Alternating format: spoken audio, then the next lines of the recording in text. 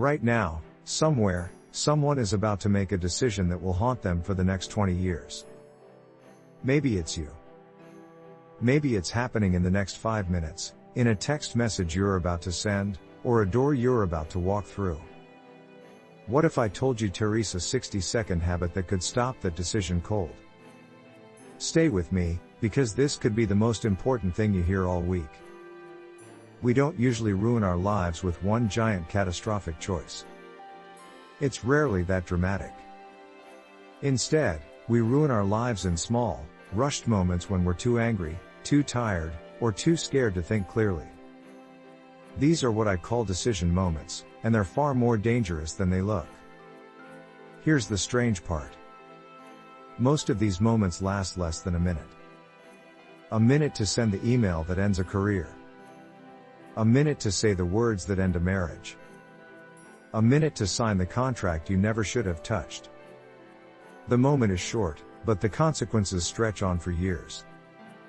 So today, I want to walk you through the specific moments that destroy lives, and then show you the one tool, a simple prayer and a pause, that can interrupt the damage before it happens. This isn't about religion in the way you might expect. It's about creating space between impulse and action. Let's get into it. The first dangerous moment is the decision made in anger. Anger floods your brain with adrenaline and shuts down the part of you responsible for long-term thinking. You've felt this. Someone insults you, and within seconds, you're crafting the perfect, cutting response. It feels powerful in the moment. It rarely feels powerful the next morning. Think about how many relationships have ended over a single furious text message. Think about how many jobs have been lost because someone quit in a blaze of anger instead of walking away calmly. Anger convinces you that speed equals strength. It doesn't. Speed in anger almost always equals regret.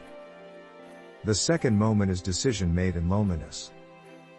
When you feel isolated, your judgment quietly bends toward anyone or anything that offers relief. This is how people end up back in relationships they know are toxic. This is how people make impulsive purchases just to feel a spark of connection to something. Loneliness doesn't scream at you like anger does. It whispers, and that's what makes it so dangerous. Here's where it gets interesting. Loneliness-driven decisions often look reasonable on the surface. You tell yourself a story that justifies the choice. But if you're honest, you know the real motivation is simply not wanting to feel alone for one more night.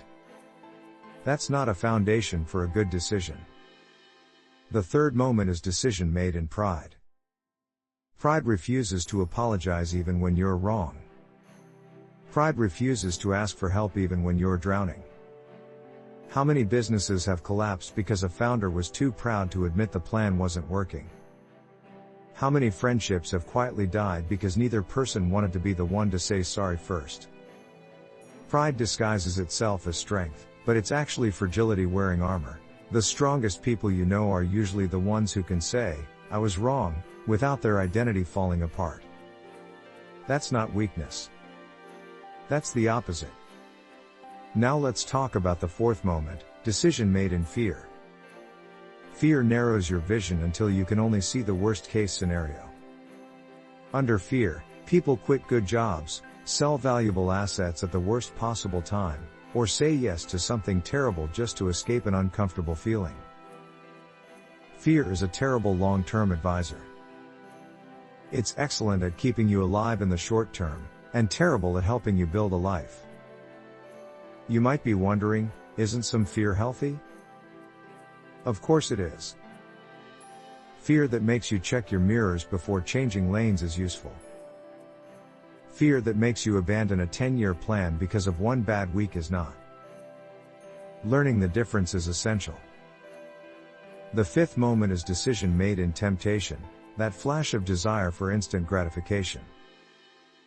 This is the moment before the affair, the moment before the reckless purchase, the moment before the drink you swore you wouldn't have. Temptation is powerful precisely because it promises immediate reward and hides the delayed cost. Your brain, in that instant, genuinely believes the short-term pleasure outweighs everything else.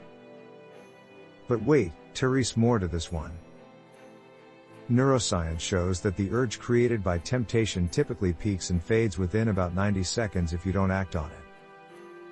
90 seconds. That's the entire war. If you can survive that window, the urge weakens dramatically. The sixth moment is decision made in comparison. Watching someone else's success can quietly poison your own choices. You see a friend's new house, and suddenly you're making a financial decision you can't afford, just to keep pace. Comparison doesn't ask whether a decision fits your actual life. It only asks whether it makes you feel like you're winning against someone else. That is a dangerous compass. This is the critical part. Comparison-driven decisions almost always serve an audience instead of serving your future. Ask yourself honestly, am I doing this because I want it, or because I want someone else to see me doing it? The seventh moment, and one people rarely talk about, is decision made in exhaustion. Researchers call this decision fatigue. The more choices your brain makes in a day, the worse your judgment becomes by the end of it. This is why so many terrible late-night decisions happen. Your mind is depleted, and depleted minds take shortcuts. Those shortcuts are rarely wise. So, 7 moments: anger, loneliness, pride, fear, temptation, comparison, and exhaustion. Notice something? None of these are stupidity. Smart people fall into every single one of these traps. The problem was never intelligence. The problem was speed. Here's the solution, and it's embarrassingly simple. Before any major decision made under emotional pressure, pause and pray, even if prayer isn't normally your practice. Not a long prayer. Not a ritual. Just 60 seconds of stopping, breathing, and asking a single honest question. Is this decision coming from clarity, or is it coming from a wound? Why does prayer work so well for this, even for people who aren't religious? Because prayer forces a specific kind of pause that scrolling your phone or venting to a friend does not. It requires stillness. It requires honesty. And it requires you to speak your intention out loud, even silently, which activates a different part of your thinking than the racing, reactive part. If you do this, you'll see something remarkable happen. The urgency you felt starts to soften almost immediately. That's the entire point. You're not trying to suppress the emotion. You're creating enough distance from it to see clearly for the first time.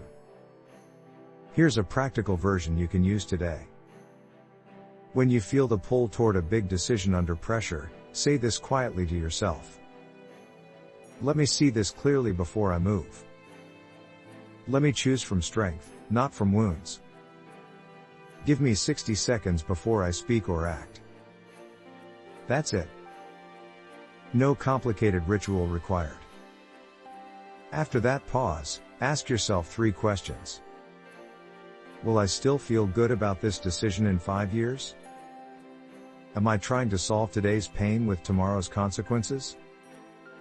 And finally, if my closest, wisest friend saw me right now, what would they tell me to do? These 3 questions cut through almost every emotional fog. Let's talk about what happens when people actually use this pause. Marriages have been saved by one partner walking away from a fight for 60 seconds instead of throwing the final, unforgivable insult. Careers have been saved by someone drafting the furious resignation email and simply not hitting send for one full day. Fortunes have been protected by investors who paused before panic selling during a market crash. The pause doesn't guarantee a perfect outcome every time. Nothing does. But it dramatically raises the odds that your decision comes from your best self instead of your most wounded self. That difference, repeated over a lifetime, is the difference between a life you're proud of and a life full of regret.